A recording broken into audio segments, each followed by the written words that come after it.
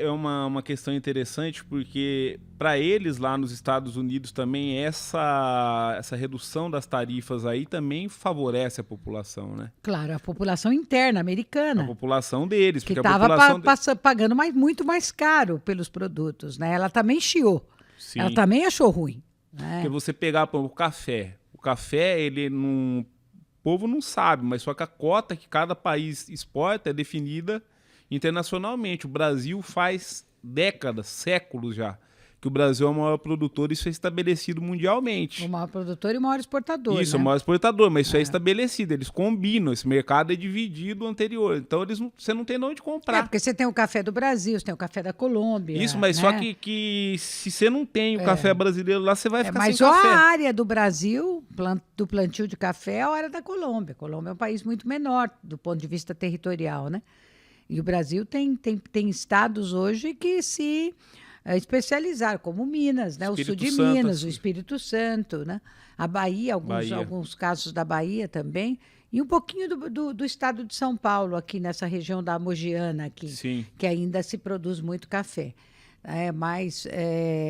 Enfim, é uma produção muito expressiva, né? E com vários tipos. E isso se dá, né, inclusive pela pesquisa também. Eu estive na Fazenda Santa Elisa, em Campinas, que é uma fazenda do estado e que tem vários laboratórios especializados em pesquisa agropecuária. E entre elas tem um deles, que eu estive lá, falei com o coordenador, que é o Júlio, pesquisa de café. Eles têm 65 ou 67 tipos de café que eles pesquisam. Então, eles pesquisam e devolvem depois para os produtores, né, sementes cada vez mais completas. Né? Beth, porque parece assim, as pessoas às vezes estão nos vendo, elas vão pensar, isso é uma besteira, para que ficar? Não Vai lá não. e planta. A gente está vivendo um período de mudança climática, para quem não sabe, o café, ele vem lá da região da Etiópia. A Etiópia é um país da África e tem altitudes, ele nasce em altitudes elevadas. Então você tem que ter um determinado clima para ele vingar. E tem uma outra questão. E não é também da região dos árabes lá, do meu povo? Isso.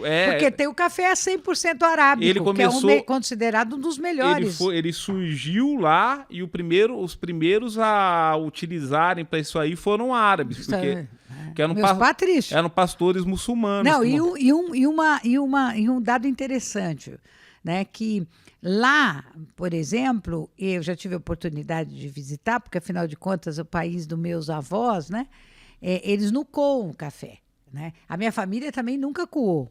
A minha mãe, durante muito tempo, minhas avós, né, faziam café sem coar. Eu acho que eu já tomei desse café dela sem coar. E aí você faz o café sem coar, você põe na garrafa. Lá no Líbano eles não usam garrafa, são os bules, sabe? Feito na hora. E a xícara também não tem a asinha, né? É xícara sem asa. O que acontece quando você não coa o café? O café fica puro, porque ele não passa nem pelo tecido do coador, quem usa coador de pano, e não passa também nem pelo papel, quem usa coador de papel. Né? Só que você não pode usar aquelas garrafas térmicas que aperta assim, porque aí ela sobe o pó.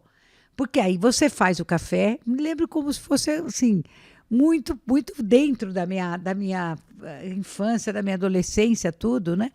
Que elas colocavam o café na garrafa, esperavam um pouco, tem que esperar.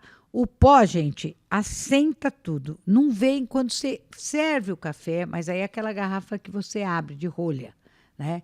Quando você serve o café, não vem a gente brincava ainda. Ganha um Fusca quem tiver um grão de café na xícara. Não tinha. E o sabor é fantástico, é outro sabor. Hoje em dia, Fusca tá caro, hein? O colecionador agora só... Agora tem mais jeito. Esses William Bonner da vida aí, comprando gol quadrado, não dá mais.